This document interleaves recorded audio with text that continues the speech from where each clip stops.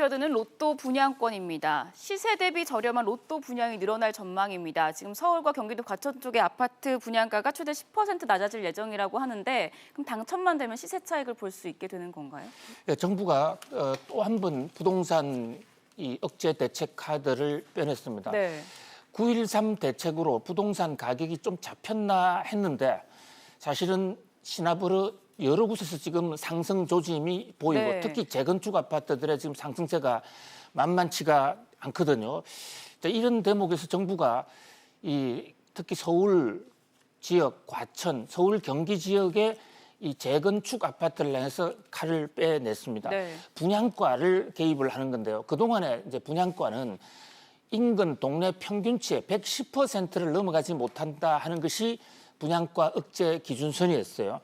그런데 저것을 좀 세분화하면서 지금 CG 화면에 나오는 것처럼 최근에 1년 내에 아파트 분양이 된 아파트가 바로 옆에 있을 경우는 네. 그 아파트 가격 시세를 넘지 못한다.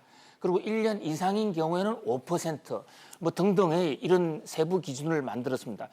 물론 이 분양가의 심사 기준은 주택보증공사가 만드는 거예요. 주택보증공사가 재건축 아파트를 할 때 이 금융 대출에 대한 보증을 해주고 있거든요.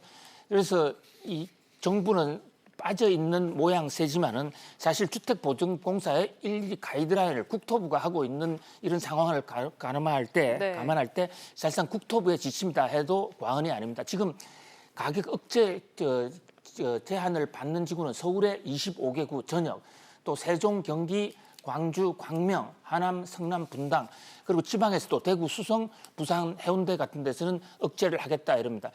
그런데 문제는 그동안에도 억제를 해왔었거든요. 110%를 억제를 해왔는데 억제를 하게 되면 어떤 문제가 생기냐면 이게 새로 하는 분양가에 로또가 된다는 것이죠. 지금 지적하신 대로 가격이 이미 올라와 있는데 분양가를 낮추게 되면 그 아파트 분양 당첨만 되면 그에게 이 시세 차익을 누릴 수 있기 때문에 그 대목에서 분양 경쟁률이 높아지고 또 분양의 피라는 것이 발생합니다. 네.